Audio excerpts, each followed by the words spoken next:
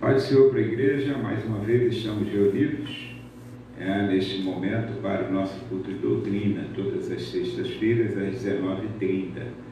E nós faremos uma oração, e nesta oração nós estaremos agradecendo ao Senhor por esta oportunidade que nos é concedida, e logo a seguir estaremos cantando o hino da harpa cristã, que é o nosso cenário oficial, 442, Breve Veleiro com Jesus, de Paulo Leivas Macalão. Então, oremos.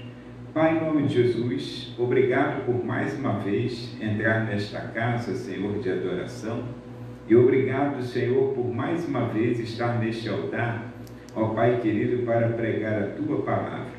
Senhor, eu te peço que neste momento, como em todos os outros momentos anteriores a este, ó Pai querido, que Tu, Senhor, ó Pai, possa liberar uma palavra de ordem de vitória para cada família que estará acompanhando, Senhor, este culto, que estará, ó Deus, dando ouvidos à Tua palavra bondosa. Então, Senhor, eu quero te pedir que Tu venha trabalhar em cada vida nesta noite, pois a Tua palavra, Senhor, ela pode exortar, edificar e consolar, e também pode produzir cura às nossas vidas, cura física, cura espiritual, cura financeira, cura em todos os sentidos, ó Pai querido, onde houver uma necessidade. Assim eu quero te agradecer e pedir, em nome de Jesus. Amém. Glória a Jesus. Irmãos, hino 442 da harpa cristã.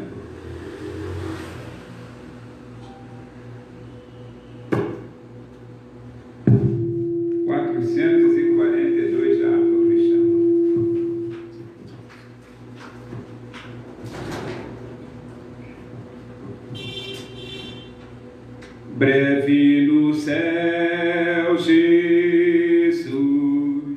há de aparecer em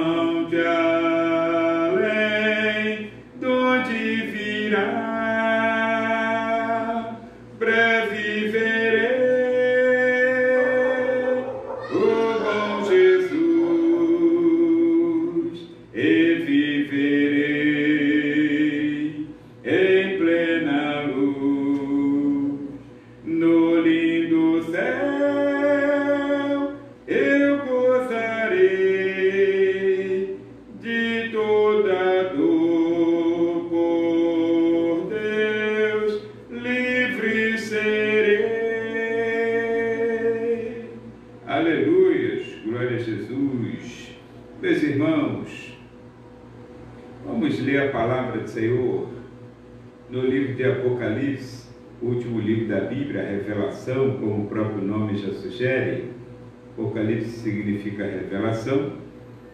Nós estaremos lendo no capítulo 3, a partir do versículo de número 7 e seguintes, que é até o 13, embora eu venha ressaltar os versículos 8 e 11 nesta noite para o assunto que desejo trazer ao coração da igreja. Capítulo 3, versículo 7 seguinte, diz assim: e ao anjo da igreja que está em Filadélfia escreve: isto diz o que é santo, o que é verdadeiro, o que tem a chave de Davi, o que abre e ninguém fecha, e fecha e ninguém abre. Eu sei as tuas obras. Eis que diante de ti pus uma porta aberta, e ninguém a pode fechar. Tendo pouca força, guardaste a minha palavra e não negaste o meu nome.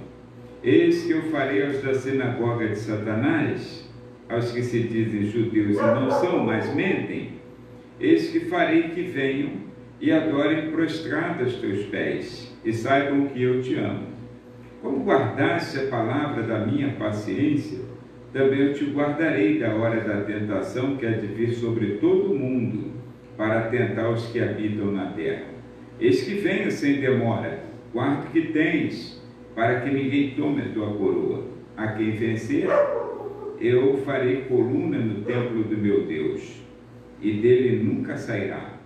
Escreverei sobre ele o nome do meu Deus, e o nome da cidade do meu Deus, e o nome, a Nova Jerusalém, que desce do céu do meu Deus, e também o meu novo nome. Quem tem ouvidos, ouça o que o Espírito diz às igrejas. Amém. Meus irmãos, nós entendemos que essa sexta carta do Apocalipse, eu não vou hoje trazer neste culto doutrina a questão das 7 cartas enviadas às 7 igrejas na Ásia.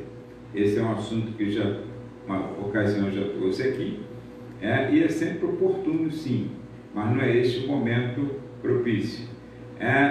Mas nós entendemos que as 7 cartas escritas às igrejas na Ásia, as 7 igrejas, elas formam um período em que a igreja está em vigência desde o dia da sua inauguração no primeiro século, até o dia em que ela for arrebatada.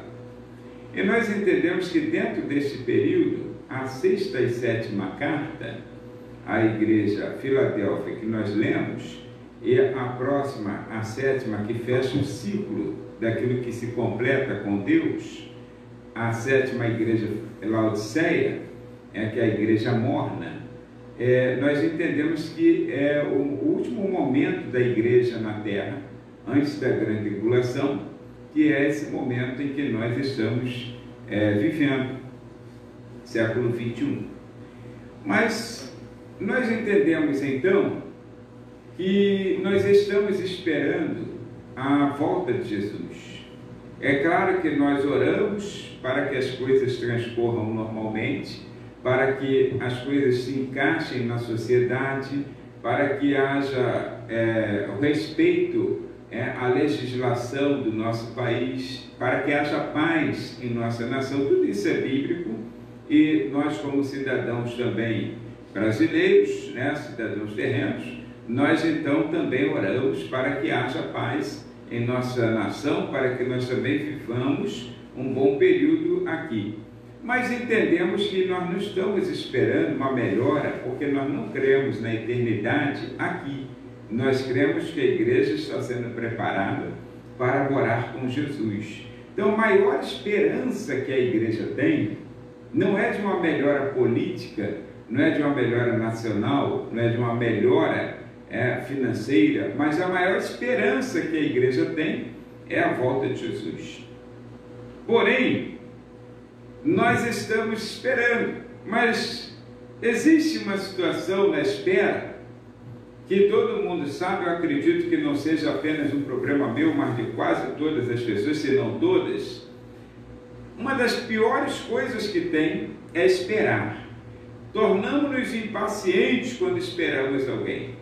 Se nós marcamos um horário, principalmente, então aquela pessoa não vem no horário em que marcamos, nós começamos a ficar impacientes. Seja isso para o início de um culto, seja isso para uma reunião, seja isso para esperar alguém para um almoço, ou qualquer outra situação, nós começamos a ficar impacientes. Tem pessoas que se transtornam quando estão esperando alguém e alguém não cumpre aquele horário. Talvez eu seja uma dessas pessoas, de ficar transtornado com alguma coisa que não está sendo cumprido o horário. Então, observa-se que nós então temos uma dificuldade muito grande de esperar. E uma das maiores promessas que o Senhor Deus fez para nós através de Jesus Cristo, que é a volta, o retorno, o arrebatamento da igreja, nos diz que nós devemos esperar. E uma das coisas mais difíceis que muitas pessoas estão enfrentando é porque esse dia não tem data marcada e não tem hora.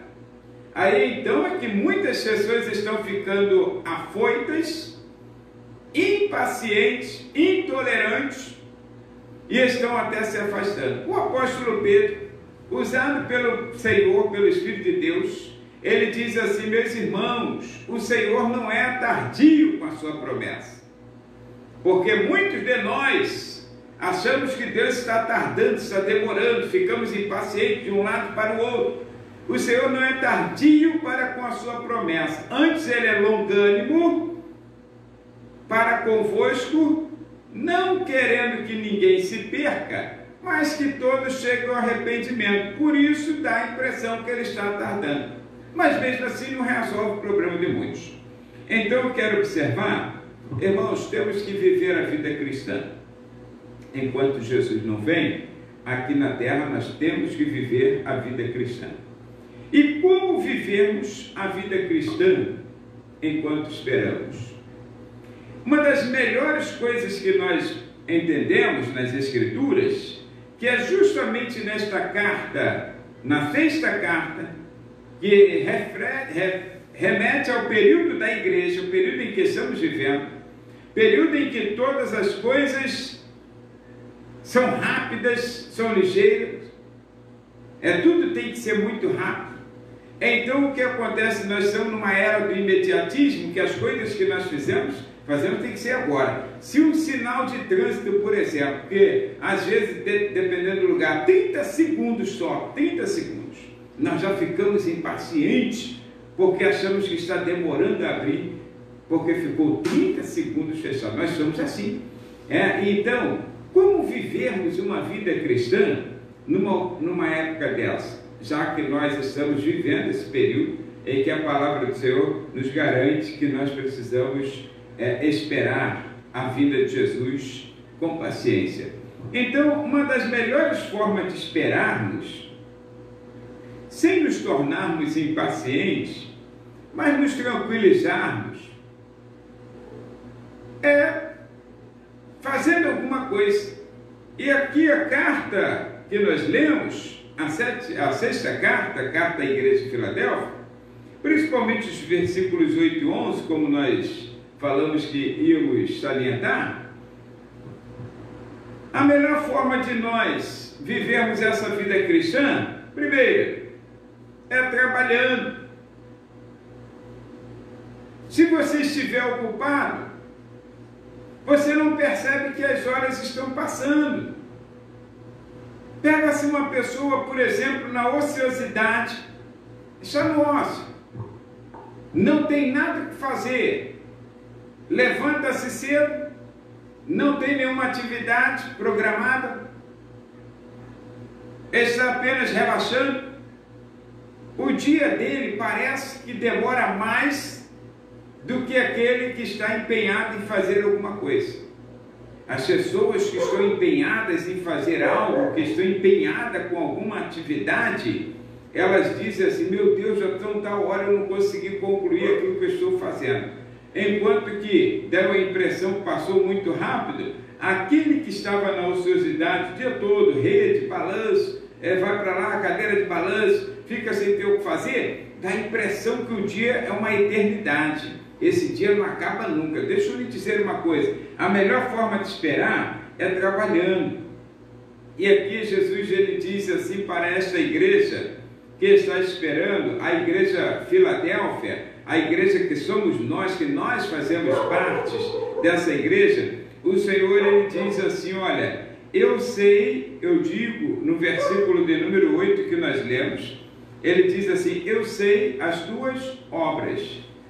Quer dizer que ele está percebendo que a igreja que está esperando o arrebatamento não é uma igreja ociosa, é uma igreja que está trabalhando, que está desenvolvendo, é uma igreja que não tem muito tempo para ficar olhando algumas coisas nessa vida terrena, para ficar se envolvendo nitidamente com política, com qualquer outra coisa assim relacionada a esses dias, e a igreja, aquela preocupação, tomando partido e debatendo com pessoas. Irmãos, nós estamos trabalhando, a igreja ela permanece na terra, foi instaurada na terra e permanece. O Senhor podia fundar a igreja e assim que uma pessoa se convertesse, preparar e levar para o céu, como fez com o ladrão na cruz. Não, o Senhor deixa que permaneçamos aqui nessa terra por um pouco de tempo, porque o Senhor precisa que a igreja cumpra a sua missão. Deus deu tarefas à igreja, e uma dessas tarefas, que parece ser tão simples, porém não é, pois está inacabada, é ir e pregar o evangelho a toda a criatura. Fazer discípulos não é uma tarefa fácil, discípulos de todas as nações. E se a igreja para de se envolver com aquilo que é essencial, que é a evangelização, com aquilo que é essencial, que é o fazer discípulos, preparar novos crentes para essa peleja, preparar crentes para o arrebatamento, para o dia do arrebatamento, a igreja, se ela não se envolver diretamente nessas atividades que o Senhor lhes designou, o que essa igreja começa a fazer? Começa a ficar ociosa e mente vazia, oficina de Satanás. Todo mundo conhece esse dito popular. Algumas pessoas falam: a mente vazia é a oficina do coisa ruim, do bicho, enfim, o que você quiser, mas é a oficina do adversário. Então o que acontece? Essas pessoas com a mente vazia, na sua ociosidade, elas inventam coisas que não deveriam, aí se envolvem com aquilo que não é competência da igreja. A igreja está nesta terra para trabalhar, evangelizar, discipular e interceder. Ela não está para se envolver com qualquer coisa que seja. Ela não está para se envolver com pecado, nada disso. A igreja precisa fazer aquilo que lhe compete fazer. Então, irmãos, se você está impaciente, se você é alguém que está como quem diz, ou está na situação da igreja Laodiceia, uma pessoa morna, uma pessoa que acha que está tudo tranquilo, está tudo bom, e você não precisa de mais nada, que a igreja Laodiceia é aquela igreja que a performance dela é assim. Ela diz assim: rico sou, de nada tenho falta. Olha, nós estamos tendo tudo, nós estamos vivendo o melhor de Deus nesta terra, temos a prosperidade, temos isso, temos aquilo. Escuta, talvez você esteja vivendo a igreja Laodiceia, você esteja acomodado e não está envolvido naquilo que o Senhor deixou como determinação, como ordem para nós cumprirmos. Agora, quem está vivendo a igreja Filadélfia, ele se ocupa com as coisas de Deus. Buscai primeiro o reino de Deus, e as outras coisas vos serão acrescentadas. Quer dizer, nós optamos por buscar primeiro aquilo que é essencial, cumprir a vontade de Deus, que é boa, agradável e perfeita, conforme Paulo escreve aos Romanos 12:2. Então deixa eu lhe dizer uma coisa: quando o Senhor vem e passeia no meio da igreja, então ele diz assim: conheça as tuas obras. Então nós estamos trabalhando. O Senhor sabe que nós estamos trabalhando. O Senhor sabe que a igreja de Filadélfia é uma igreja envolvida com a evangelização. é uma igreja que não para. E observa-se uma coisa, nesse tempo, por exemplo, quantas pessoas como igreja se acomodaram por causa de uma situação adversa que nos aconteceu? Quantas pessoas se acomodaram? É onde o Senhor fala assim, olha, eis que diante de ti pus uma porta aberta, uma porta grande. Porta aberta, porta que Deus abre, ninguém fecha, e porta que Deus fecha, ninguém abre. Ele diz, eu pus diante de vocês uma porta aberta e ninguém a pode fechar.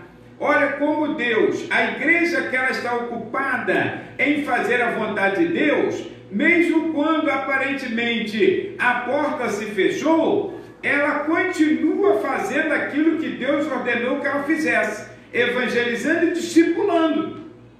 Continua ensinando a palavra de Deus, continua evangelizando. Ah, mas aí você diz, mas eu conheço algumas igrejas que não fazem nada. Olha, a igreja continua em marcha. Agora, claro que tem pessoas que já estavam acomodados, eles fazem parte do grupo Laodiceia, uma igreja morna, está se sentindo bem, está com tudo e não está prosa, ele está achando que está bem, aí ele diz, eu sou rico, de nada tenho falta. Aí Jesus fala assim, não sabe que é um pobre, miserável, cego e nu.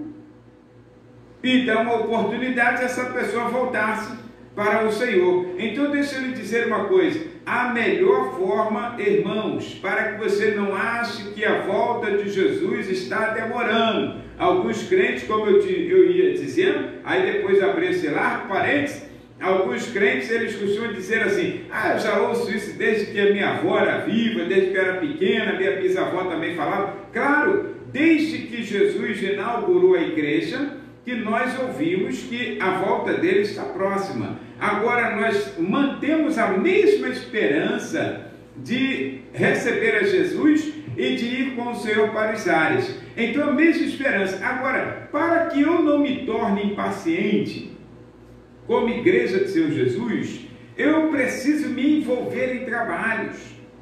Preciso me envolver, esquecer da hora, esquecer do dia. Esquecer, se envolve de maneira que você possa trabalhar. Jesus falou assim, ele não ficava pensando o que ia acontecer quando ele estivesse lá na cruz do Calvário, na Via Crucis, como ia acontecer, se ia doer ou não a chicotada, como ele se reagiria, não. Ele falou para os discípulos, meu pai trabalha até agora e eu também. Uma pessoa que trabalha, uma pessoa que se envolve, uma pessoa que cumpre aquilo que lhe foi dado como missão, ela não tem tempo para ficar em discussões, em debates, em nada dessas coisas que hoje é tão comum as pessoas se envolverem com debates, com apologia, vou defender a minha fé, vou fazer, nada disso, nós não temos tempo para isso. A obra de Deus, ela é muito preciosa, e mais preciosa do que nós imaginamos. E quem está trabalhando com a mão no arado não pode se distrair, não pode olhar para trás. Então muitas distrações o adversário põe distrações, tal como debates evangélicos que não levam a nada,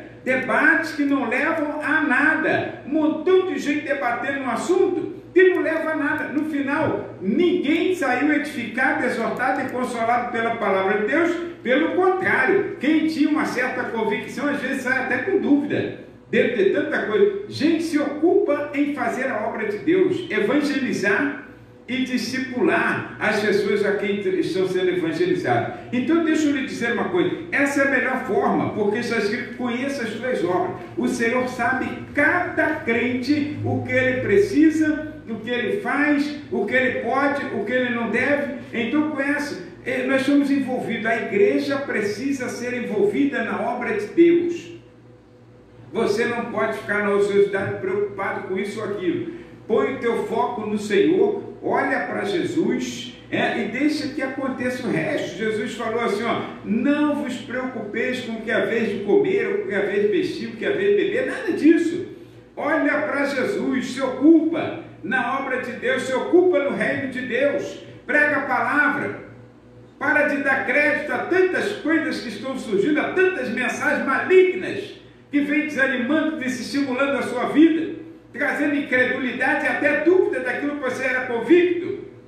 Olha para Jesus, trabalha, porque o Senhor fala, eu pus uma porta aberta que ninguém pode fechar. Então faça, cumpra a vontade do Senhor, faça aquilo que Ele determinou para você, como sua vontade, que é boa, agradável, perfeita, como já falamos. Agora, uma outra forma de nós vivermos a vida cristã, além de trabalhar, essa ninguém pode abrir mão. O crente nasceu para trabalhar, assim como a fumaça vai para cima, está escrito lá em Jó capítulo 5, verso 7, assim nasce o homem para o trabalho.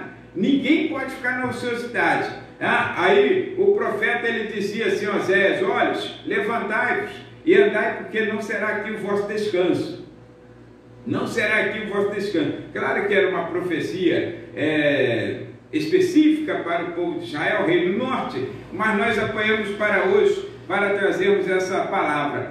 Não é tempo de nós ficarmos prostrados. Levante-se antes, caminhe, porque o Senhor quer trabalhar contigo, quer fazer muitas coisas ainda, proezas através da sua vida. Agora, uma outra forma é adorando. Irmãos, a igreja ela foi chamada para adorar, trabalhar e adorar. O Pai procura adoradores, verdadeiros adoradores que o adoram em espírito e verdade. Jesus falou isso à mulher samaritana junto ao poço de Jacó, no capítulo 4, versículo 24 do Evangelho de João. Então, olha, o Pai procura verdadeiros adoradores que o adorem em espírito e verdade. Adorar é uma das formas, porque quando o Senhor fala, olha, a igreja que está passando pelo período de Filadélfia, que é essa carta que nós lemos, o Senhor disse que Ele pôs uma porta grande, mas Ele diz também que o período era um período de tensão, era um período difícil, e Ele fala assim ainda no versículo 8, Ele fala, tendo pouca força. Ele não disse que era a igreja forte, Ele não disse que a igreja era potente, Ele não disse isso. Tendo pouca força, quer dizer, diminuir os teus recursos, Mas, irmãos, lembre-se, Deus diminui os nossos recursos para dependermos mais dEle. Lembre-se disso. Eu já mencionei um dia desse Gideão, 32 mil homens estavam ao seu lado, e Deus o diminuiu para 300. E ele então começou a ficar com medo, mas 300 foram vencedores. Deus diminui os nossos recursos para dependermos mais dele. Logo que foi diminuído o seu recurso, aí ele começou a clamar mais. Então, olha, verdadeira adoração é o que Deus precisa. Aí o Senhor fala assim, tendo pouca força, está escutando? Tendo pouca força, irmãos, é tempo que às vezes você se sente impotente.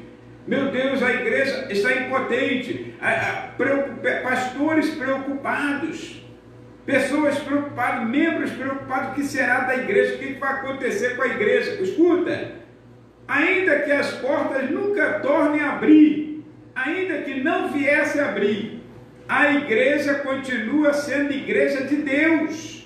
E então, tendo pouca força, diz assim, guardaste a minha palavra e não negaste meu nome. Quer dizer, a igreja continua adorando, a igreja continua cultuando, a igreja continua louvando ao Senhor. Aí observa-se que a verdadeira adoração, segundo agora o texto que nós estamos lendo, versículo de número 8, a verdadeira adoração, ela é oriunda de 3 situações interessantes. Primeira, é dependência irrestrita de Deus, como nós acabamos de falar. Pouca força, o Senhor não disse tinha muito. Lembra do apóstolo Paulo, que ficou registrado na segunda carta aos Coríntios, capítulo 12, versículo 9?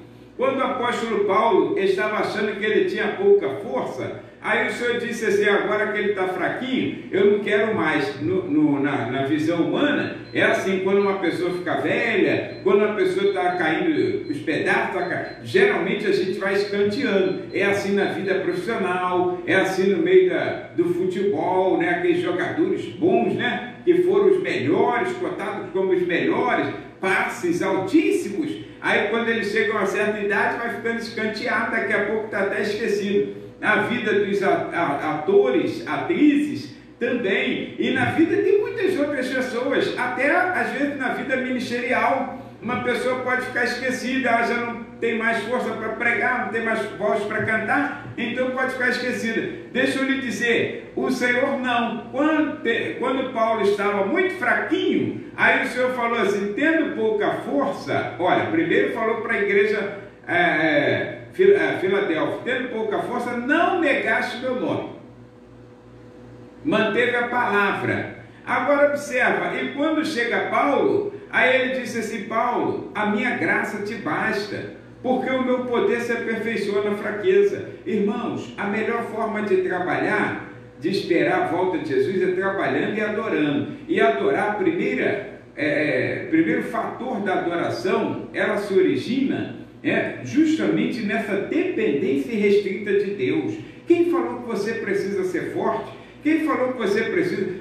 Tem crente que fala assim, mas eu sou fraco demais. Aí você está falando com quem?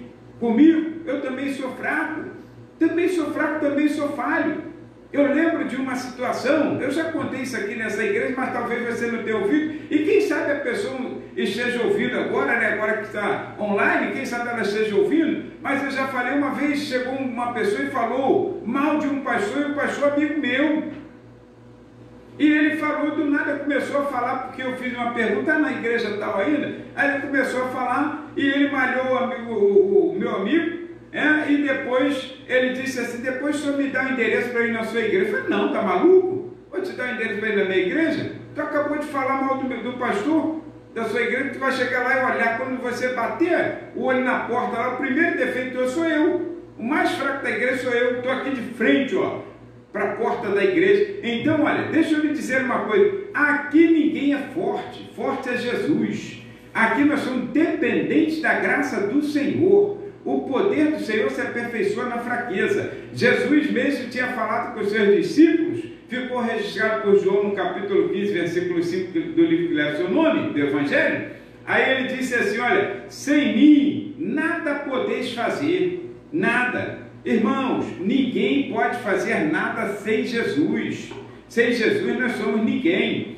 Você acha que você é alguma coisa sem Jesus? Deixa eu lhe dizer, conta-se a história, claro que aí vamos dizer que seja, como que a gente fala, né? A história de Monteiro Lobato, as histórias de Monteiro Lobato, então, aí você conta-se a história do burrinho que levou Jesus para Jerusalém. E o burrinho levou Jesus para Jerusalém, todo mundo conhece essa história, registrada no livro de Lucas. Jesus montado no burrinho na entrada triunfal de Jerusalém. Então, quando chegou lá em Jerusalém, aí todas as pessoas colocavam palmas, ramos de plantas na entrada da cidade e aclamavam a Jesus, dizendo, bendito aquele que vem em nome do Senhor, hosanas ao rei. Aí então clamavam, e quando o burrinho voltou, isso conta-se, claro, Aí o burrinho voltou para a sua cidade, depois daquele fator, e disse para a sua mãe, disse assim, mamãe, vou morar em Jerusalém. E a mãe falou assim, mas por quê, meu filho? Não, porque quando eu cheguei lá é diferente, me trataram bem, colocaram uns negócios, me deram água e tudo, aquela coisa toda. Aí então ela falou, não faz isso, teu lugar é aqui, não vai para lá. E ele cismou que tinha que ir, porque lá ele era melhor tratado. E então depois ele foi. Aí ele foi e voltou chorando. Voltou chorando e a mãe, o que foi? O que aconteceu? Diferente, não sei o que aconteceu. Quando eu entrei na cidade, me espancaram, me deram pedrada e me enxotaram de lá. Aí, mas eu não entendi o que é. Ela disse assim, meu filho, burrinho, sem Jesus é só burrinho.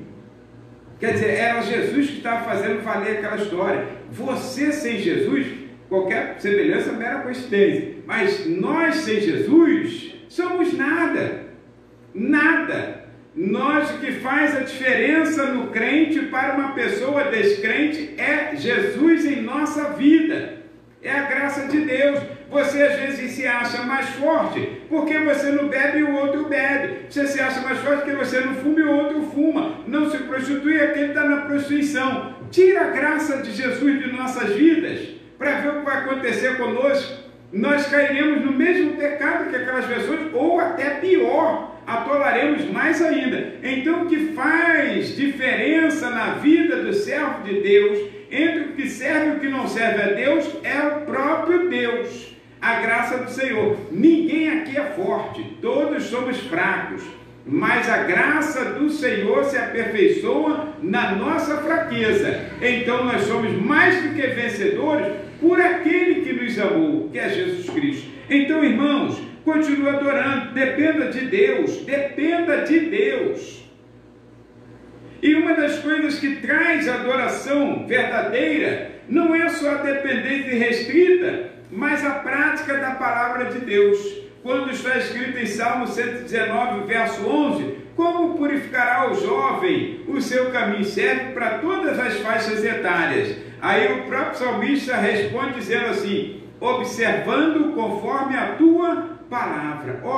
A palavra de Deus santifica, porque a palavra de Deus é a verdade. E conhecereis a verdade vos libertará. Então essa palavra, a prática, a aplicabilidade da palavra, traz um senso de adoração de nós para com o Criador. Aí o Senhor fala assim no versículo 8 ainda, guardaste, tendo pouca força, guardaste a minha palavra. E então eu quero fazer um lembrete de uma palavra do evangelista Moody, no século XIX, que ele dizia assim, olha, ou este livro, referindo-se à Bíblia Sagrada, te afastará do pecado, ou o pecado te afastará desse livro. Guarda a palavra de Deus no teu coração. A palavra ainda é a palavra que é viva, a palavra que produz viva, a palavra que gera água viva em nossas vidas. E Jesus falou, eu sou o pão descido do céu, a palavra de Deus. Lembra que Jesus falou para Satanás, em momentos de tremenda angústia e aflição, quando ele achou que estaria vencendo, e deu a Jesus uma ideia mirabolante, transforma essas pedras em pães, se és filho de Deus, né? Jesus cheio de fome, e poderia fazê-lo, e ele disse assim, olha, nem só de pão viverá o homem, mas de toda palavra que procede da boca de Deus. Para trás de mim, Satanás. Então a palavra está escrito, e fale aquilo que está escrito. Jesus falava assim, está escrito, Satanás. Aquilo que está escrito na palavra de Deus é o que vale para nossas vidas. E quando você aplica a palavra de Deus, esse conhecimento teórico, para o campo prático, no cotidiano, irmãos, nós adoramos ao Senhor por aquilo que vivemos, por aquilo que aplicamos na palavra de Deus.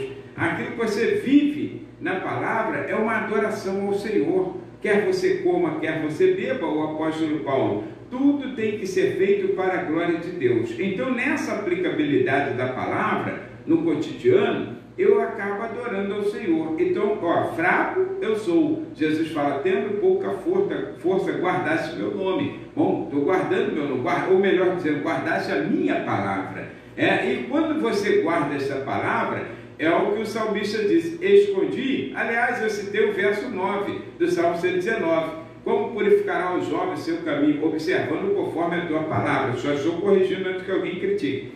O verso 11 é o que eu ia citar, que diz assim, escondi a tua palavra no meu coração, para eu não pecar contra ti. Então você esconde essa palavra, esconde. Faça como Moody fazia. Ou este livro te afasta do pecado, ou o pecado te afasta desse livro. Quanto mais você se aproxima da palavra de Deus e a tem no seu coração, menos vontade de pecar você tem. Quanto mais você tem vontade de pecar, menos vontade de ter a palavra de Deus você tem. Então, quando você vê uma pessoa muito empenhada em pecar, em fazer arteiras, em fazer arte, olha, essa pessoa está muito longe da aplicabilidade da palavra. Ela pode ler um versículo, pode estar na sua mente, ela pode citar versículos da Bíblia, pode citar. O próprio Satanás citou para Jesus inúmeras vezes. Ele citava os versículos da palavra do Senhor. Então pode estar na mente dele, no conhecimento, na decoreba. Agora, o que eu estou dizendo é vivência, aplicabilidade da palavra. Deixar essa palavra viva, que é mais penetrante do que a espada alguma de dois gumes, segundo Hebreus 4,12, e penetrar até a divisão da junta, da alma, do espírito, das juntas e medulas, e deixar ela discernir os seus pensamentos e intenções do coração. Ou seja, te acusar, te condenar. Ó, isso aí está errado, você deve tirar da sua vida. Agora você deixa superficialmente, ainda acha às vezes, a vontade de pecar é tão grande que ainda acha às vezes, futuca e caça, alguma passagem bíblica que possa, vamos dizer assim, consolidar ou fortalecer ou respaldar a sua atitude de pecado. Irmãos, é tempo de deixarmos de pecar, é tempo de dizer não ao pecado. Manda a palavra de Deus para o teu coração, deixa a palavra ser semeada no teu coração. Quanto mais essa palavra for aplicada em nossas vidas, menos vontade teremos de pecar. Agora, quanto mais vontade de pecar nós temos, menos vontade de ter essa palavra no nosso coração teremos. Por quê? Ela trará condenação. A mesma palavra que salva é a mesma palavra que condena. Jesus fala: conhecereis a verdade e a verdade vos libertará. E ele disse que os verdadeiros discípulos seriam conhecidos pelos frutos os conhecereis. Ou seja, aquilo que a palavra de Deus transmite para nós, e nós então reproduzimos no cotidiano, isso faz com que as pessoas ao nosso redor, mesmo sem conhecer essas escrituras, mesmo sem saber nada de Bíblia ou teologia, elas sabem de uma coisa: você serve a Deus. Então, igreja, mantenha-se na palavra. Esqueça tudo aquilo que eu falei inicialmente, né, que as pessoas estão se envolvendo com tantas discussões, tanto conhecimento político, tanto conhecimento bíblico para discussão, teologia hermenêutica, homilética, as pessoas ficam o tempo todo discutindo essas coisas pequenas, fazendo apologias em sua defesa própria. Nada disso. Olha, o que é importante é a aplicabilidade da palavra. Todo dia, viva a palavra de Deus, deixa essa palavra ser viva em nossas vidas, para aquilo que orienta, para aquilo que ela aconselha. Tudo o que você deve fazer deve ser segundo a orientação da palavra de Deus. Alguém vai falar assim: mas você vai espiritualizar tudo. Não tem problema, vai ficar fanático. Não, fanático é aquele que, perdendo de vista o seu objetivo, aí ele acaba redobrando seus esforços. Você não vai perder de vista, você vai fazer aquilo que nós falamos: total e irrestrita dependência de Deus e a prática da palavra do Senhor, a aplicabilidade todo dia no seu cotidiano. E a firmeza de fé também produz adoração. Como funciona? Jesus fala assim: tendo pouca força, então quem tem pouca força tem que depender daquele que tem muita força. Então, é dependência irrestrita de Deus. Aí, não negaste meu nome, guardaste a minha palavra. Então, olha, não negaste, guardaste a minha palavra. Palavra, aplicabilidade. E não negaste meu nome, firmeza de fé. Não negaste o meu nome, firmeza de fé. Quer dizer, a coisa está ruim? Está difícil. Mas não nego o nome de Jesus, não. Não nego o nome de Jesus. Mais uma vez eu te digo que é dependência de Deus e não de nossos próprios méritos. Às vezes se pega um crente aí falando e condenando outra pessoa, tal como Pedro, por exemplo. Pedro negou a Jesus 3 vezes. E às vezes as nossas ações já negou a Jesus mais de 3 vezes antes do galo cantar. Muito mais. Mas nós não nos vemos assim como pessoas que estão negando o nome de Jesus.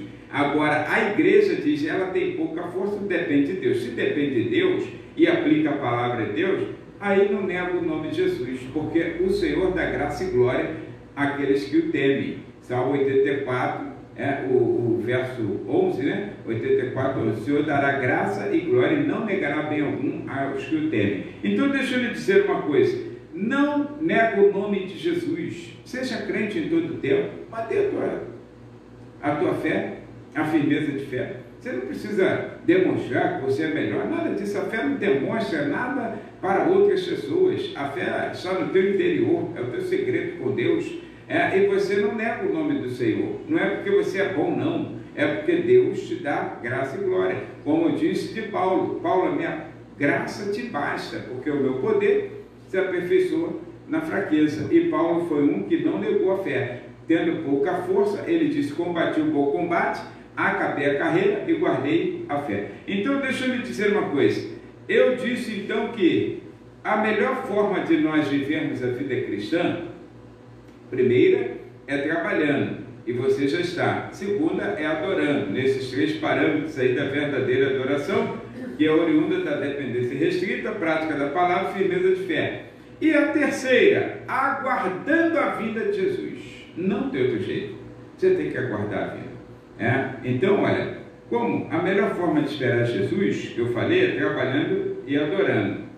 Por quê? Há uma promessa feita. Aqui, agora eu estou no versículo de número 11, quando o Senhor diz assim, eis que cedo venho. Então, a promessa é essa, eu venho. Quando ele foi, ele disse assim para os discípulos que estavam entristecidos, ele disse em João capítulo 14, ele disse, não se turbe o vosso coração, credes em Deus, crede também em mim. Na casa do meu pai há muitas moradas. Se não fosse assim, eu lhe teria dito, vou preparar-vos lugar. E se eu for e vos preparar lugar, eu virei outra vez e vos levarei, para que onde eu estiver, sejais vós também. Então, olha, deixa eu lhe dizer uma coisa, João 14, 1 a 3, né? Então, quando o Jesus fala isso, nós observamos que trabalhando e adorando, a melhor forma de viver a vida cristã, além de trabalhar e adorar, é esperar a promessa de Deus. Deus sempre cumpre a sua promessa, Ele sempre volta pelo caminho da sua promessa. Não tem jeito, Ele pode passar aqui e te prometeu hoje, pode levar um tempo, Ele volta pelo mesmo caminho para cumprir aquilo que Ele prometeu. E uma das promessas mais tardias em ser cumprida foi a promessa da vinda de Jesus. Ele disse, eis que cedo vem. Eu disse que ela é tardia, que o apóstolo Pedro, depois ele orientando a igreja, ele disse, irmãos, não julga que está demorando, porque o Senhor é longânimo e não quer que ninguém se perca. Quantas vezes a pessoa fala, Jesus está demorando, e já percebeu que a maioria das pessoas que cobram que Jesus está demorando, estão vivendo a vida debaixo do pecado? Pode observar, as pessoas falam assim, eu escuto isso desde criança. Imagine se Jesus viesse naquela hora. Pessoas que não têm compromisso com o reino de Deus. Aí está dizendo, ora vem Senhor Jesus, olha que hipocrisia. Ora vem Senhor Jesus, para quê? Para tu ver os outros aí, subir e você ficar? Então é tempo de você pensar em subir, preparar a sua vida, vai trabalhando, vai se ocupando, você nem perceberá que está demorando tanto. Aí você fala assim, mas aí eu vou ficar distraído. Com o reino de Deus, não. Porque o Senhor, quando uma pessoa está ocupada no seu reino, o Senhor então avisará essa pessoa. Não vai dar data e hora não. Isso aí é heresia. Mas avisará essa pessoa. Então por quê? Quando a pessoa está trabalhando erroneamente, aí sim, observa. Na terceira carta à igreja de Pérgamo, uma igreja também que estava vivendo doutrina de Balaão, estava arrebentando na heresia, né? Então, vamos dizer, é um período de igreja, mas quem sabe se alguns estão agora com essa doutrina de Balaão, que fez Balaque lançar tropeços contra Israel. Quem sabe você está vivendo assim, cheio de tropeços, apegado, agarrado no pecado, nas suas ideologias, ou na sua teologia. Teologia é barata, não é a verdadeira teologia. Então, aí o Senhor diz assim, para esse tipo de crente, que está dizendo, ora vem Senhor Jesus, mas que não está querendo viver uma vida de santificação, de aplicabilidade da palavra do Senhor no cotidiano, aí então o Senhor diz assim, olha, arrepende-te, tá? Você que também segue a doutrina dos nicolaítas, os quais eu aborreço, está em Apocalipse capítulo de número 2, que eu estou lendo, versículo 15 e 16, aí então o Senhor fala assim, arrepende-te.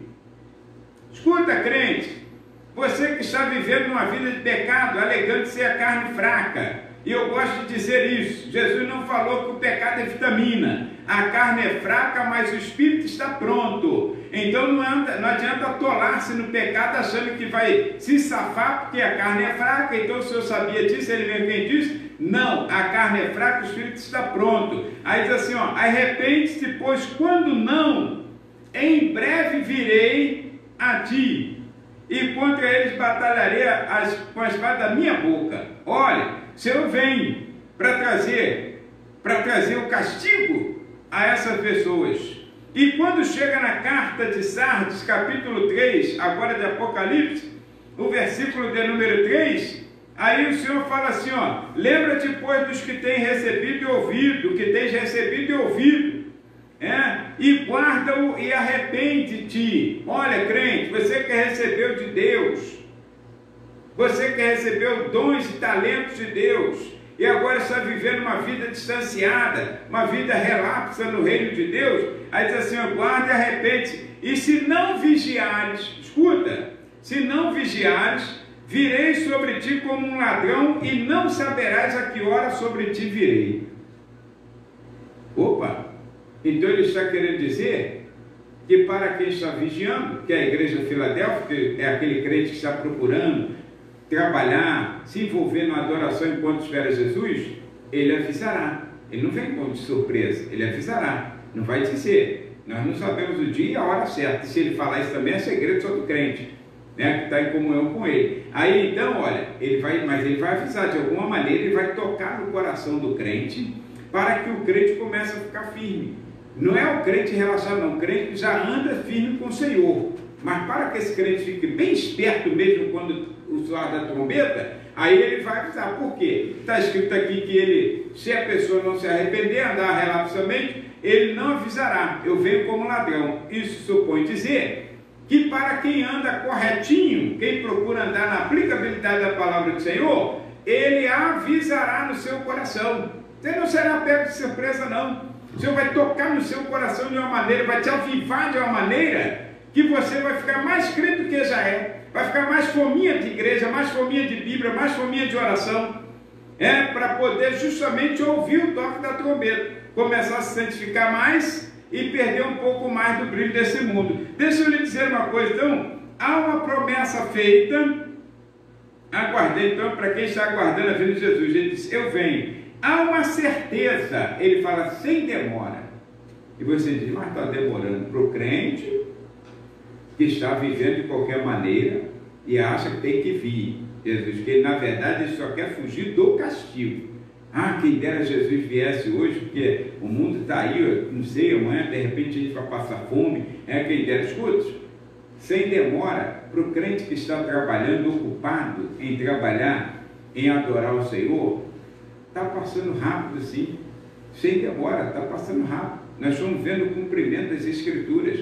Agora, para o crente que está vivendo a vida de qualquer maneira, aí ele acha que está demorando, porque quando surge uma situação dessa, parece que ele não tem o conforto, a força do Espírito Santo que ele deveria ter. Olha, e diz aqui, há uma incumbência para quem está esperando. Então, para você saber, há uma promessa feita, vem, há uma certeza, sem demora. Qual é a incumbência? Guarda o que tens. Guarda o que tens, para que ninguém tome a tua coroa. Guarda. E como se guarda alguma coisa? Como se guarda alguma coisa? Eu lembro há muitos anos atrás, assim que nós casamos e tivemos filho, então eu lembro que a nossa casa era uma casa isolada, uma casinha à meia água, e um terreno de 50 metros para frente, por 2 de largura, e no nada, não tinha praticamente vizinhos, só mato. E às vezes ainda passava alguém no nosso terreno, porque era um caminho para outro setor. E um dia eu cheguei de serviço, os brinquedos espalhados na varandinha, gente, e eu falei para a filha assim, guarda os brinquedos. E ela depois jogou tudo dentro da caixa, guardou tudo dentro da caixa e deixou do lado de fora. Deixou do lado de fora, estava guardado dentro da caixa, deixou do lado de fora. Se alguém passasse e quisesse levar, ainda levava com mais facilidade ainda, levava tudo arrumadinho já na caixa, levava tudo e arrumadinho. Quantas vezes nós guardamos assim? A palavra diz assim, guarda o que tens, mas é guardar mesmo, guarda na caixa, mas guarda dentro de casa, tranca 7 chaves, porque se tem alguém que tem vontade pela sua alma, não sou eu não, eu não tenho sede na sua alma, não quero apanhar nada que é seu, não sou ladrão. Agora, se veio alguém que ele veio preparado para matar, roubar e destruir, é o adversário das nossas vidas, que Jesus prefigura ele lá em João capítulo 10, versículo 10, falando do ladrão, salteador. Aí nós subentendemos que também é Satanás, veio para matar, roubar e destruir. Deixa eu lhe dizer, ele tem sim interesse na sua alma, na sua vida. Então você ganhou o dom de Deus, ganhou aquilo que os talentos de Deus, guarda isso, ganhou a salvação de Deus. O bem mais precioso que recebemos é a salvação, nome escrito no livro da vida do Cordeiro. Guarda o que você tem, para que ninguém tome a tua coroa. Ninguém. Era quase que ele dissesse para que o diabo não tome aquilo que você ganhou com tanto esforço, sacrifício de Jesus na cruz do Calvário. Então guarda. E olha, e também haverá uma grande surpresa, porque em Apocalipse capítulo 22, versículo 12, quando Jesus fala sobre essa mesma palavra dita à igreja de Filadélfia, eis que vem sem demora, aí lá ele acrescenta assim, e trago comigo galardão. Presente. É como uma pessoa que viaja, um pai que viaja, sai e viaja a um trabalho, e então ele diz assim para os filhos, eu volto, vou, mas volto. Aí de repente ele vai passar um mês, 2 meses, 3 meses, depende daquela situação, quem sabe uma viagem de ouro, aí ele passa 6 meses fora, e o filho está ali ansioso, está desejoso que o pai volte, e o pai disse assim, quando eu voltar vou trazer presente. E nós ficamos esperando aquele presente. Jesus fala assim, eis que cedo venho, e trago comigo galardão. Irmãos, vale a pena esperar Jesus. Vale a pena ficar mais um pouquinho. Aliás, um pouquinho mesmo. Hebreus capítulo 10, 31, está escrito, ainda um pouquinho de tempo, e o que há de vir virá e não tardará. E ele traz galardão para cada um daqueles que estiverem esperando a sua volta. Agora, qual a melhor forma então de esperar Jesus? Já que isso nos foi dado como uma responsabilidade, então é trabalhando e adorando o nome de Jesus. Então, mantenha-se crente. Não deixe de ser crente. Mantenha-se crente. Tá ruim, pastor, está difícil, a nossa vida aqui está complicada, eu me sinto cada vez mais fraco, eu também.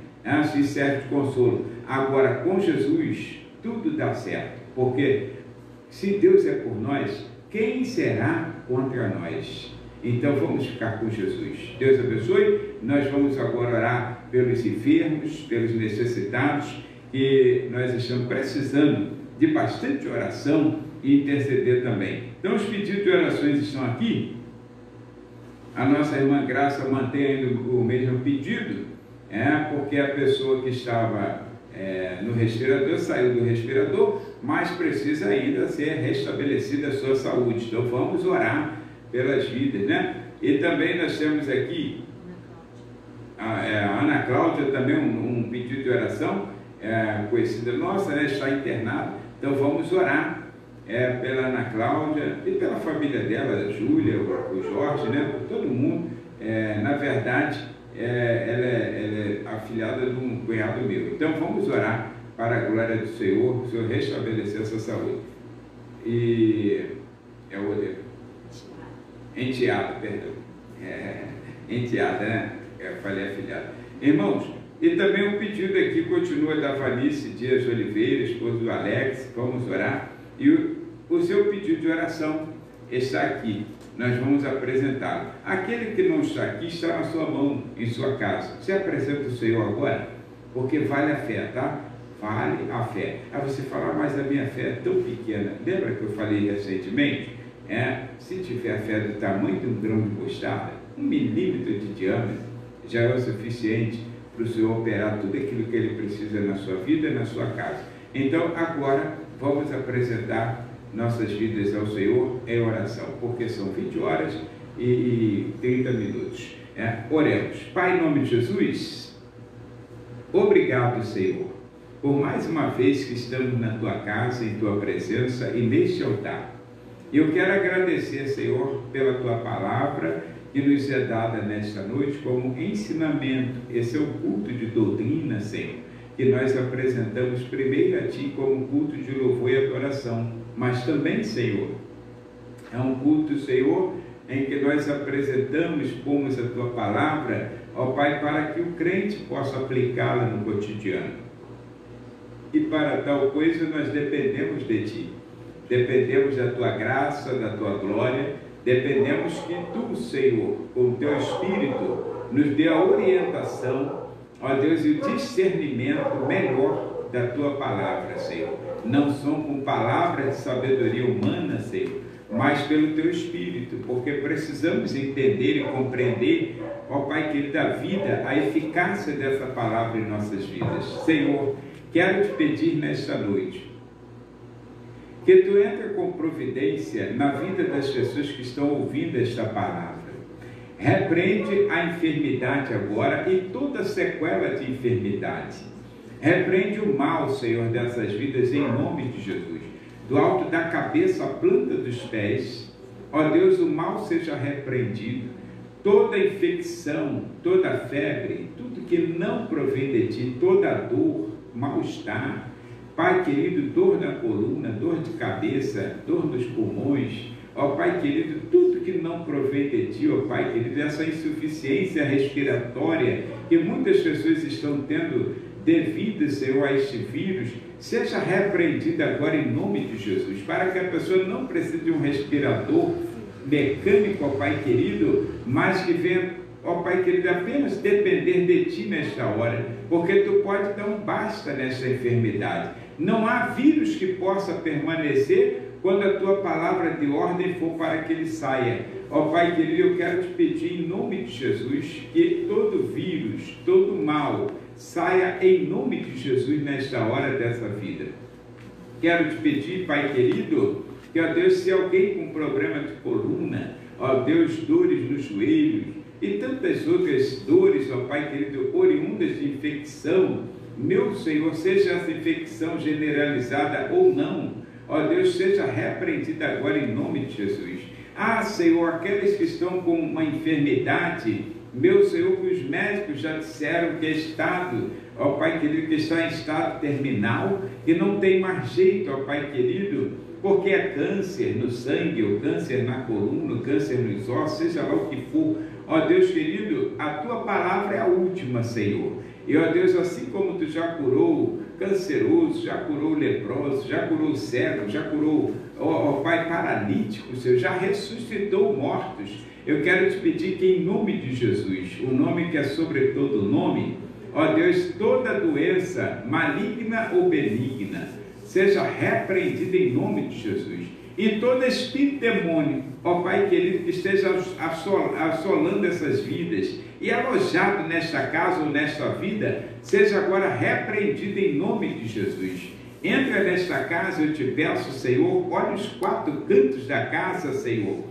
Deus, se algum trabalho fora feito, Senhor, ó Deus, que esteja atrapalhando esta vida, Senhor, de prosperar na Tua presença, desfaz tudo que não provém de Ti. Trabalha nessas vidas, ó Deus, de uma maneira especial e repreende o mal, Senhor, em nome de Jesus. Pai querido, eu quero te pedir para que desta casa seja repreendido o espírito de loucura, o espírito, ó Pai querido, de confusão, o espírito, Senhor querido, ó Pai, de adultério, fornicação, promiscuidade, de vício de cigarro, de vício de bebida, o espírito de vício, ó Pai querido, ó Deus, de qualquer outra espécie de drogas, seja repreendido dessas vidas em nome de Jesus. Põe, Deus, o Teu Espírito nesta casa, o Teu Espírito Santo, porque onde está o Teu Espírito Santo, aí a alegria, aí a fartura, Senhor.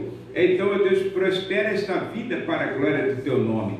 Aqui são pedidos de orações que nós estamos apresentando, como nomes, fotos e documentos, são vidas representadas. E eu quero te pedir, ó Pai querido, que toda sequela de enfermidade seja repreendida e todo mal seja repreendido dessas vidas. E abra portas aos desempregados e, ó Deus, mantenha a porta daqueles, ó Pai querido, que estão ameaçados de perder os seus empregos.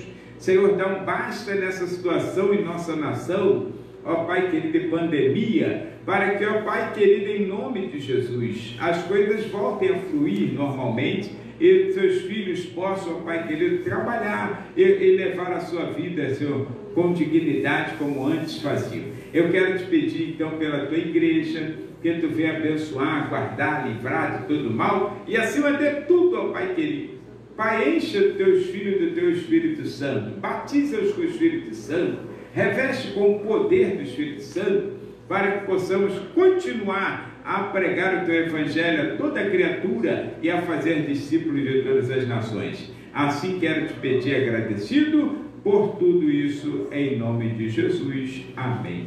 E que a graça do nosso Senhor e Salvador Jesus Cristo, o amor de Deus e as consolações do Espírito Santo seja com todo o povo de Deus. Todos dizem amém. Quero dizer aos irmãos, convidar, meus irmãos, domingo 9 da manhã.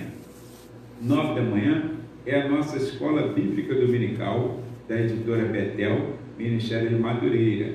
Nós estamos estudando sobre o livro de Salmos, né? Com o pastor Adriel Nascimento, lá de Belo Horizonte, lá de BH, né? Lá de Belo Horizonte, Minas Gerais, da Uberlândia, na verdade, Assembleia de Deus de Uberlândia, que está trazendo um comentário. Nós estamos aqui domingo e vamos estudar sobre o Salmo 51. Então, o 51 é um chamado a um arrependimento.